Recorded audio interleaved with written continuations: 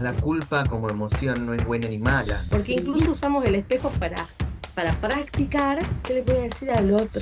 Y mejor no lo intento. Y entonces ahí es cuando empiezan a aparecer todos los logros. Que no es que no existe el miedo, es hacerlo con miedo igual.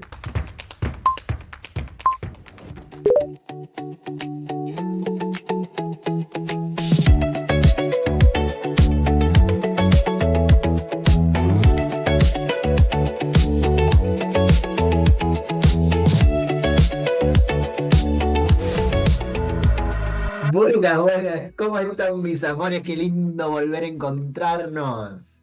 ¿Cómo se extrañan estos espacios? Buenos días, buenas tardes, buenas noches. Hola, ¿cómo le va a la gente? ¿Cómo anda audiencia? ¿Qué nos trae hoy por aquí? Bueno, a seguir con un tema candente y lo dejamos ahí como... Antes de seguir con el tema, vamos a tener que coordinar ropa. La vez pasada vinimos en opuesto, ahora estamos en el Ni que nos pusiéramos de acuerdo. en espejo. espejo. Bueno, chicos, ya voy, me cambio y vengo. No sé, disculpen. El otro día hablábamos de que la luz, la sombra, y somos las dos caras de la misma moneda. Hoy nos toca invertir porque también somos eso, ¿no? Hoy nos toca dar luz a nosotros. Y esto no quiere decir no abrir la luz, sino abrir esa oscuridad. Y eso es lo que nos permite ver. Así que me parece buenísimo que podamos ver las dos partes. Porque como traíamos en el capítulo anterior, por ahí nos hablamos de la oscuridad o de lo malo que tenemos, pero bueno, también a ver qué cosas buenas tenemos que nos ayudan a nutrir lo que venimos hablando desde hace un tiempito ya. De hecho, no hay luz sin sombra. Por supuesto. ¿Qué sería de la luz sin la sombra y qué sería de la sombra sin la luz, no? Y tendría que chequear un poquito más, porque además de sombras también hay como la fuerza salvaje estoy hablando de la moda, ¿no? De Sonia, la fuerza salvaje del tigre. La inspiración. ¿Para dónde fuimos? Estamos hablando de que... Estábamos hablando de autoestima, ¿ahora de qué estamos hablando? El autoestima, Claro. el mirarse bien, el verse bien, también nos suma la autoestima. Totalmente. Si esa imagen que nos devuelve el espejo Tal cual. me gusta, bueno, cómo eso me permite autovalidarme, autovalorarme. Ay, entonces eso incómodo que a veces nos pasa es una tarea para todos, ¿no? Mirarse en el espejo un ratito ahí a los ojos, un par de minutos y a ver cómo nos va. ¿Qué te decís cuando estás frente al espejo? Y yo normalmente cuando estoy frente al espejo, cuando me voy a pintar o voy a arreglarme para empezar el día o para trabajar o para salir, y no sé si somos conscientes de las cosas que nos decimos, porque incluso usamos el espejo para practicar qué le voy a decir al otro. Pero estaría bueno como una tarea para todos, mirarse al espejo mañana, a la tarde, esta noche cuando te vayas a acostar, mirarnos a los ojos y ver qué refleja esa mirada.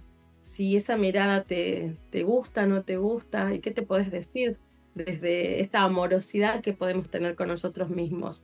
¿Cuáles son las claves? Ya hablamos ya hablamos de tres cosas o jinetes que habíamos traído el capítulo anterior, y ahora tenemos más herramientas para poder construirnos en una autoestima más sólida.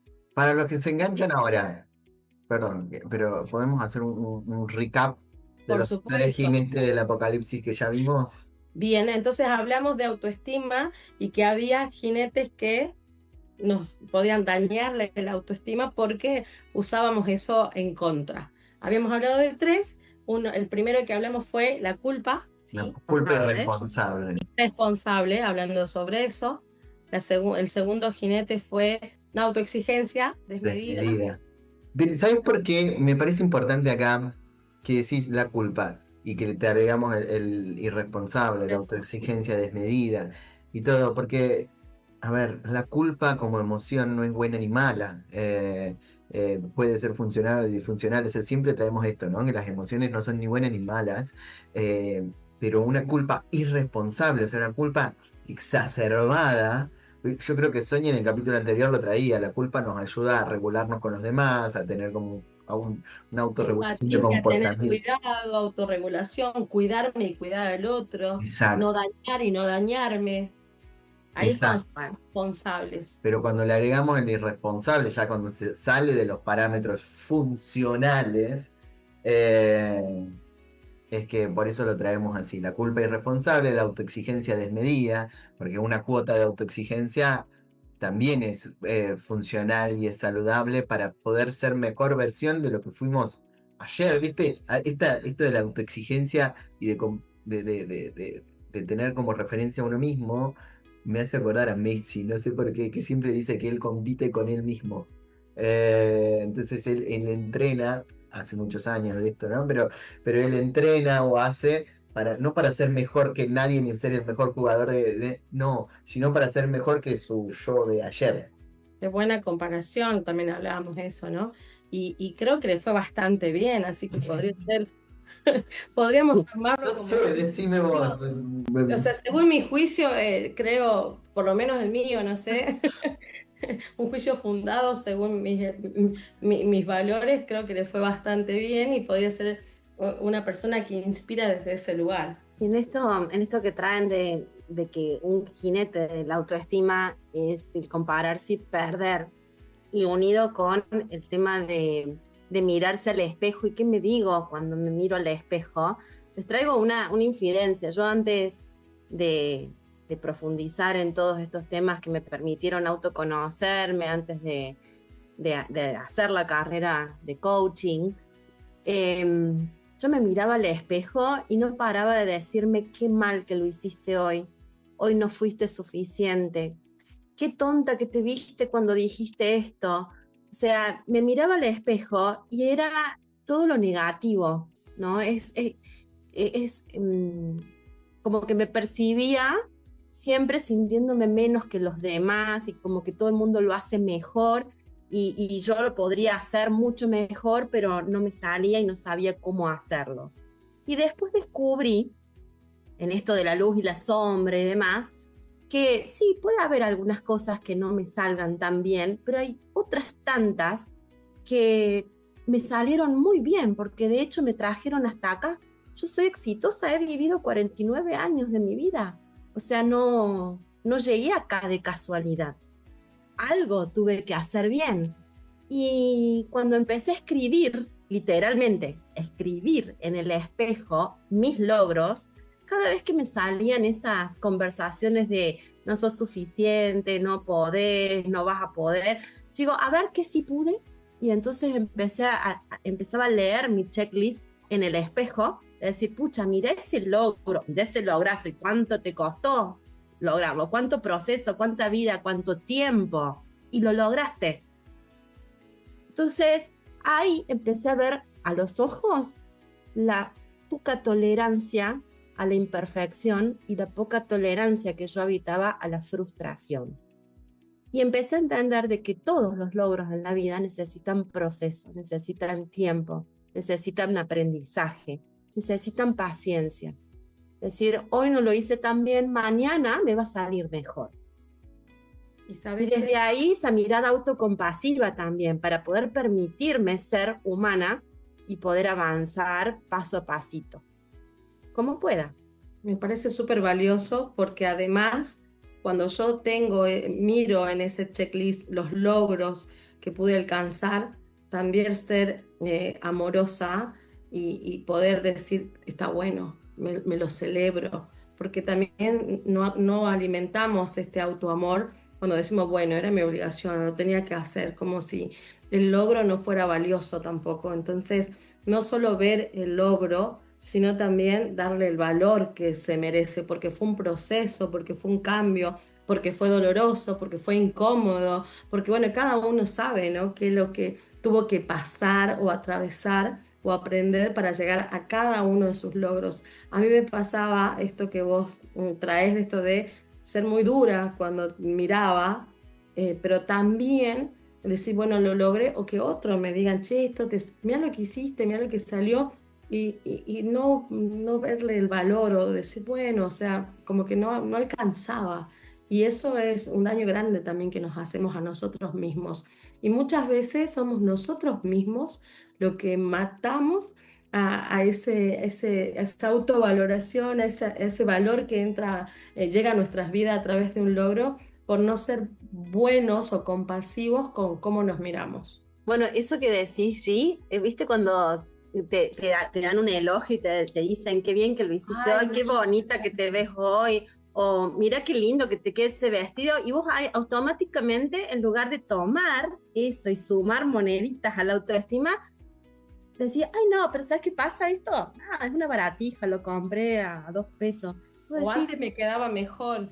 o antes me quedaba mejor. Y vos decís, pero ¿por qué no podemos tomar eso que el otro ve, validar al otro y tomarlo como, qué bien, qué bueno que el otro, que este espejo del otro me devuelve esto?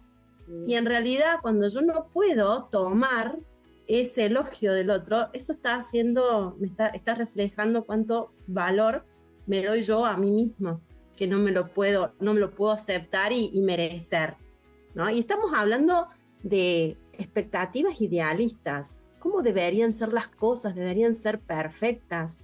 Quizás todo debería salir como yo lo imaginé, y cuando no sale así, entonces vivo decepcionado de mí, de los demás, con el mundo, ¿no? Y es como que cuando uno persigue esos ideales, pareciera que cada vez esos ideales se alejan cada vez más, cada vez están más lejos y yo no logro alcanzarlos, como la ruedita del hámster, ¿no? Sabés que en este jinete de expectativas idealistas, y relacionándolo con todo lo que vienen hablando, un ejercicio que a mí me hizo entrar en otra conversación, en esto de reconocer logros y reconocer cosas. En la carrera de coaching nos hicieron hacer como el diario del libro de cuaderno de logros, y teníamos que escribir 100 logros, sí, 100 logros, ¿no? Entonces, ¿qué tanto logro? O sea, pero eran logros a lo largo de la vida, no sé, aprender a andar en bicicleta, por ejemplo, o el último negocio que cerré. Pero, claro, uno empieza y quizás le escribís 10 logros, 20 logros, después tenés que empezar a buscar, ¿no? O sea, porque no le es tan sencillo. No nos viene fácil. No nos viene fácil, pero cuando ves que llegás, le dedicás el tiempo y llegás a los 100 logros, decís, miércoles, todo esto logré. Eh, es otra conversación y entras en otro, empezás a aceptarte y a darle un mensaje a tu cerebro, digamos, en cuál creer y confiar, esto que decía Sonia, de no aceptar un elogio. Nada, aceptalo y tu cerebro lo empieza a creer y empieza a reflejar también esa identidad. Y en esto, cortito para antes de pasar al siguiente, pero en esto de reflejar y cuál es el reflejo, que ya lo trajeron ambas, de cuando te mirás al espejo y todo. No sé, yo lo traigo así como lo interpreté yo. Post transición me di cuenta cuál es la diferencia entre mirarse al espejo, de las mujeres cuando se miran al espejo, que son súper autocríticas y siempre se encuentran Un defecto. defectos o cosas a mejorar, o que arruga, o que no sé qué, o que la cana, o que con un montón de cosas. Y el hombre, y estoy súper generalizando, ¿no? O sea, tengamos en cuenta eso, pero en general, cuando el hombre se mira al espejo es como, qué pachero. Me encanta, hay un y, meme con eso. cambia totalmente la forma en la que te percibís en el mundo. Porque Cómo te parás parás distinto. Te parás distinto. distinto en el espejo. Exacto. Otra tarea. Otra tarea. Ver los 100 logros y mirarse al espejo. Mira, esto vos decías, la otra día Sonia, de que el otro me dice cosas lindas y me cuesta tomarlas, pero cuando me dice las malas, ahí me agarré. Digo, ¿por qué es así? El cerebro también las toma. Y a ver, entonces seamos nosotros esos los que nos vamos a mirar, seamos en esta energía masculina de que si generalmente se ve en el músculo, se ve en la abdominal y decir, "Ay, me salió una cana", y la disfrutan, tengo una cana nueva, o mira que hoy me levanté más cachero. Son juicios, pero bueno, si lo han visto, lo han vivido. El hombre es como el vino, dice. Mientras más añejo, mejor. Claro, como el vino. Claro. La experiencia. ¿Cuánta experiencia hay aquí? Bueno, y a ver, ¿de qué otra manera nos podemos dar cuenta que tenemos una autoestima que no es funcional, por ejemplo? Y se me ocurre traerles casos en los que lo veo así seguido en el consultorio, cuando vienen y me dicen, la verdad es que yo le doy prioridad a todo el mundo, menos a mí misma. ¿Sí?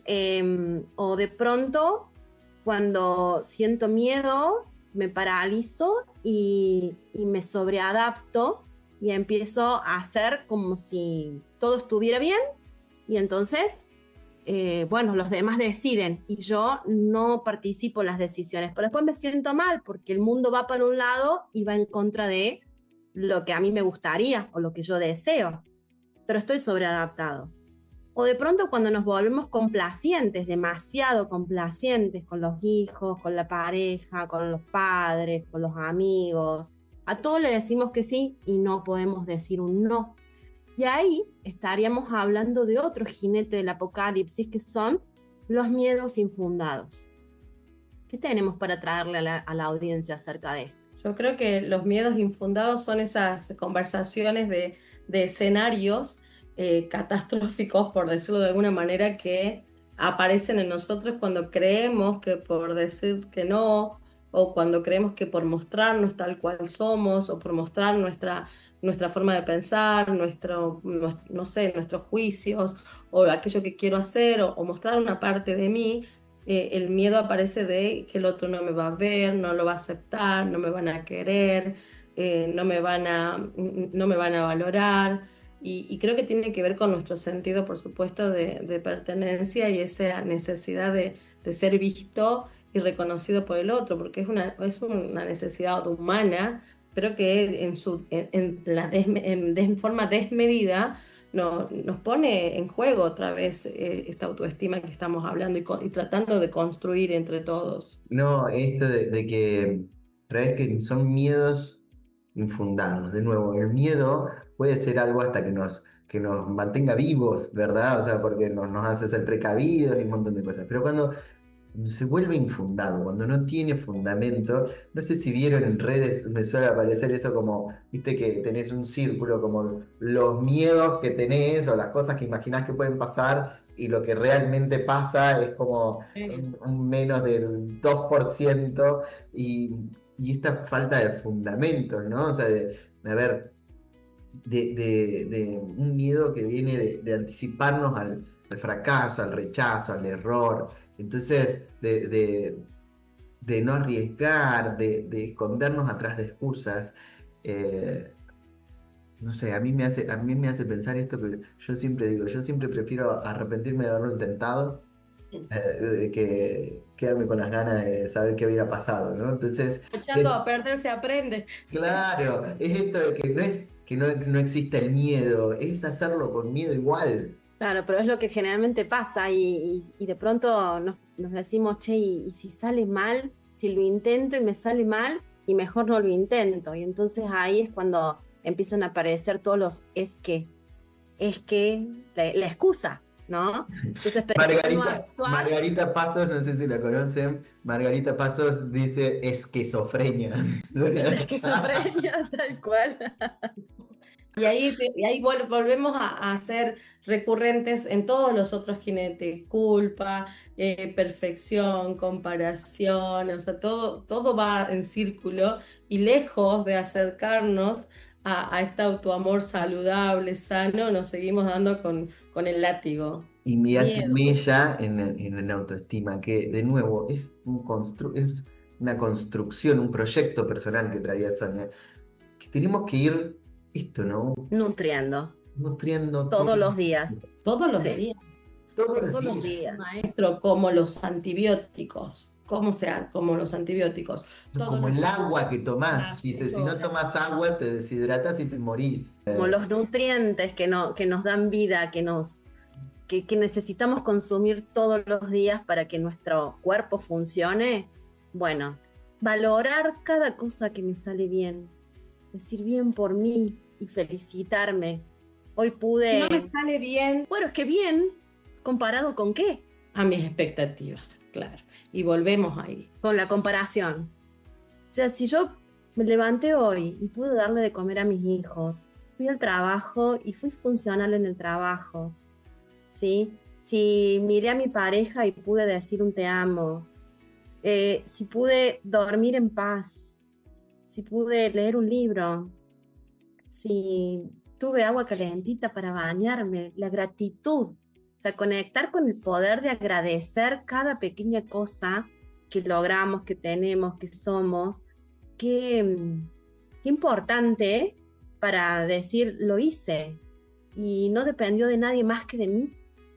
Eso ya suma autoestima, porque me autopercibo capaz de hacer también todas esas cosas, hasta lo más pequeño. Hasta si tengo una mascota y la mascota cuando me recibe me mueve la cola y la puedo alimentar y darle un mimo y cuidarnos mutuamente, también, o sea, eso también es un logro personal, porque generaste cariño, generaste un reconocimiento hasta de los seres vivos que nos rodean. Eso nos suma un montón.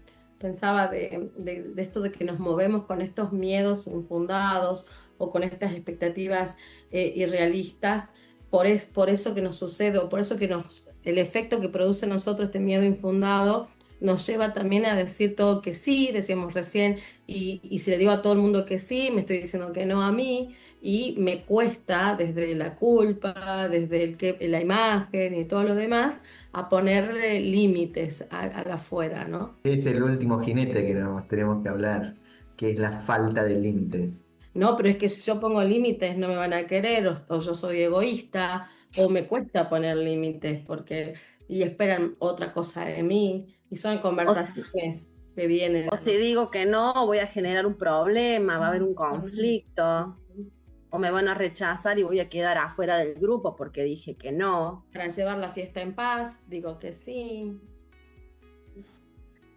Y de pronto nos perdemos en esto de buscar agradar, ser agradable todo el tiempo para pertenecer. Y muchas veces a la persona que más abandonamos es a nosotros mismos. ¿Y cómo haces para no abandonarte? ¿Realmente ocurre que te rechazan? ¿Ocurre que quedas afuera? O es parte de aquellos miedos infundados, ¿no? O sea, de eso que no sucede. Y me parece que nos encontramos a la persona que nos rechaza y que nos excluye cuando hacemos lo que ya dijimos que íbamos a hacer, mirarnos al espejo. Somos nosotros mismos los que más nos rechazamos, más nos excluimos porque creemos que el otro ve algo de nosotros o no va a querer algo de nosotros que nosotros mismos no estamos valorando. Y acá traigo algo que lo viví. Perdón que soy autorreferencial, pero traigo algo que lo viví y lo escucho en el consultorio. Confundir amor con sacrificio. Me sacrifico por amor, ¿no? Y confundir cuidado del otro con complacencia, que no es lo mismo. O sea, por esta necesidad de agradar, de pertenecer, de que el otro no se enoje, de que el otro esté cómodo, aunque yo esté incómoda, no poder decir que no poder poner un límite para que no se enoje, para que no pase nada, para que, bueno, todo esté armonioso. Y resulta que cuando empecé a poner límites que necesitaba, porque realmente yo también tenía necesidades que cuidar y empecé a priorizarme, me pasó que hubo gente que dijo, ay, qué bien que al fin dijiste no y me decís qué es lo que necesitas, porque nunca sabía si yo estaba cruzando límites o no, porque no me los decías. Y hubo otra gente que claramente se aprovechaba y recibía mucho beneficio de que yo me sobreadaptara y que siempre estuviera dando, que se ofendió y me dijo, ay, cambiaste. Y ya no le fui útil, porque estaba acostumbrado a recibir y nunca dar. Entonces, ahí me pregunté, ¿qué círculo de personas quiero tener en mi vida? ¿Personas en donde el vínculo se nutra del dar y del recibir?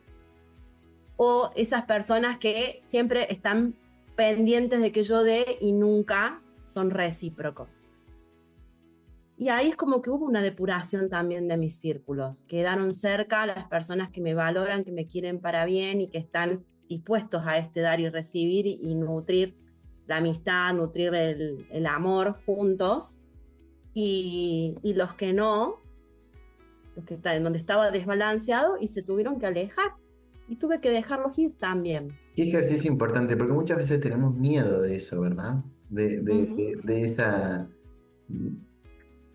limpieza del círculo, porque los vínculos para mí son tremendamente importantes. Yo soy, para quien me conoce, soy tremendamente amiguero y de generar encuentros y cosas y qué sé yo. Eh, pero también selecciono y elijo a la gente con la que me quiero juntar y vincular y ocupar tiempo, porque creo que somos el resultado de nuestros vínculos. ¿Viste que la teoría esa que dice que sos como el resultado de las 5 personas con las que más compartís y que esto De es Jim como... Rohn. Exacto, y que esto es como nada, si estás entre 5 deportistas o probablemente vas a ser el sexto, si estás entre 5 empresarios o lo que fuere, vas a ser el sexto, y así con todo. Entonces, ¿de qué vamos a ser el sexto, no? O sea, Qué valor lo que acaban de traer, porque también decimos, bueno, los vínculos o el entorno con el que elijo o pertenezco o estoy, también me va a generar un sentir a mí, o sea, y me va a traer, me va a aportar valor, porque todos aportamos valor al otro. Pero bueno, esto que me aporta este círculo, me acerca, me aleja en quien me quiero convertir, me conecta con una persona segura, con una persona que se mira con amor, que se mira como posibilidad, o me acerca a la víctima, a la queja, al culposo, al que tiene que trabajar mucho, mucho su merecimiento. Yo, si me permiten, quisiera traer algo sobre el dar y el recibir que trajo Sonia, y creo que es importantísimo para los vínculos, porque energéticamente yo doy y vos me das, pero antes de decir, hoy yo aprendí, en vez de decir dar y recibir, porque el recibir me coloca todavía en una posición pasiva, yo ahora digo dar y tomar. Yo te doy y el otro toma. También somos activos los dos en este vínculo, y también aporta al valor del otro y a mi autovaloración. Y cuando en un vínculo se rompe ese equilibrio, y esto se ve mucho en las parejas, en las amistades, en las sociedades, en donde yo doy y me encuentro siendo un salvador compulsivo. Ojo, datazo, ¿qué hay de mí que tengo que comprar desde ese dar desmedido? El amor, el reconocimiento del otro, tiene que ver mucho con la herida de esta autoestima dañada. Doy. Cuando doy de más, genero una deuda energética enorme en el otro. Y es por eso que nos encontramos diciendo, es muy probable que el otro salga corriendo, porque primero que no sé si está dispuesto a recibir tanto, ni tampoco si está en posibilidades de dar lo mismo que uno da. Y lo mismo, no hablo de que yo te doy 1.000 pesos, vos me tenés que dar 1.000 pesos, sino que yo te doy este 50% y él me da su 50%, y ahí es equilibrada el dar y el tomar. Y segundo, que yo me coloco en esta falsa autoestima elevada, si yo doy de más, como si yo puedo más que el otro, le quito dignidad y le genero una deuda enorme. Entonces termina dañándome, dañando al otro, dañando el vínculo, y por supuesto que la autoestima, porque somos seres que nos relacionamos con nosotros. Y si yo estoy por el otro lado y solamente recibo y me cuesta mucho dar, mirar también qué pasa que en esta incapacidad de no poder entregar al otro quién soy o lo que hay de mí, por miedo a que no lo tomen, por miedo a que no sea valioso, por miedo a la... ¿Cuándo es lo suficiente? No soy suficiente. Entonces, ni el dar de más, ni el recibir de más me coloca en una manera sana de mirarme desde este amor que estamos hablando. Entonces, para que un vínculo sea sano, saludable, yo doy y tomo también de vos, del otro. Entonces, qué importante es el equilibrio en las relaciones para fortalecernos y para construir un autoamor, porque te amo más o te amo mejor si pongo límites y me pongo límites en la entrega desmedida. Me parece sumamente importante y es una de las cosas que a mí personalmente me ha costado mucho regular la entrega. Y no hablo de ser egoísta, ¿no? Sino también de darle espacio al otro para que el otro también entregue lo que tiene para dar y uno poder tomar. Esto es re Gracias. importante, ¿eh? Sí. Sí, re importante y muy profundo además, de por qué el otro es tan importante en mi vida. Y, y bueno, a ver, hay una realidad, nosotros somos seres de manada, o sea, vivimos Claro. Desde la mirada del otro y desde la relación con el otro. De hecho, pasamos gran parte de nuestra vida desde que nacemos dependiendo del cuidado de las figuras de cuidado que tenemos. De hecho, somos Bueno, uno de los son, pocos seres que necesitó de otros para que nos alimente, nos cuide, nos bañe, nos higienice. Si no, no sobrevivimos. no sobrevivimos, tal cual. Y tenemos un cerebro que es social. Y yo puedo ser quien soy desde el tebeo del otro, desde ser reconocido por un otro. Entonces necesitamos todo el tiempo estar relacionándonos con otras personas. El yo mirar a otro y darle entidad y que otro me mire, me valide y también me dé entidad. Estamos permanentemente en este dar y tomar que menciona Gise. Entonces, ay chicos, creo que otro tema que sería muy interesante hablar es cómo nos vinculamos con el otro y desde dónde nos vinculamos, porque realmente si el otro me constituye como el ser que soy, qué importante hablar de vínculos, Me ¿no? parece uno de los temas que podemos seguir trabajando, pero qué bueno que elegimos, juicio, creo, elegir hablar primero de uno, primero de nuestro autoamor, para poder recién ahí mirar cómo me vinculo con los otros.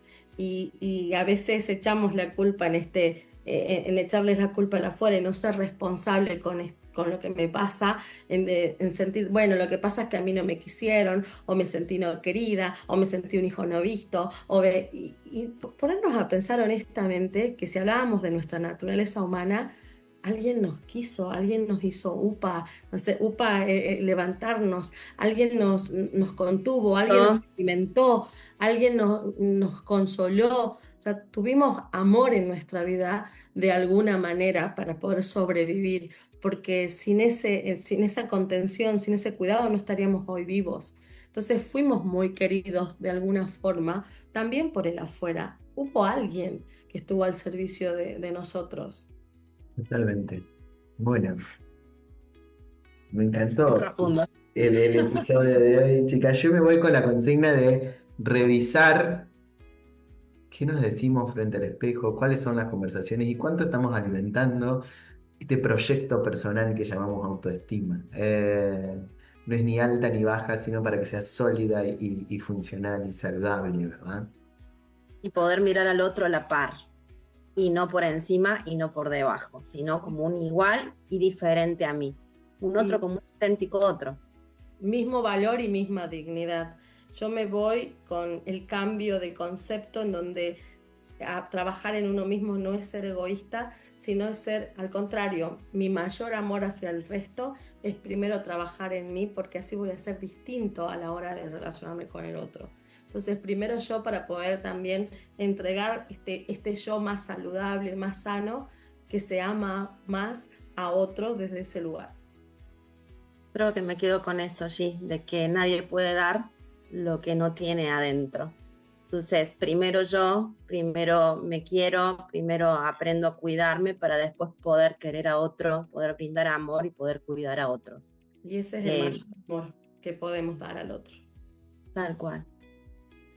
Gracias, chicas. Nos vemos. Como está llenita de amor. Sí, yo también. Sí, ay, así como que me voy como lluvia de corazones.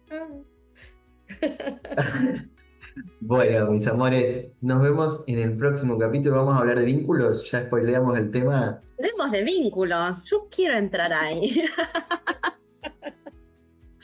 Bueno, gracias. Que tengan un buen vivir. Los quiero. Gracias. Chao, Gracias. chao.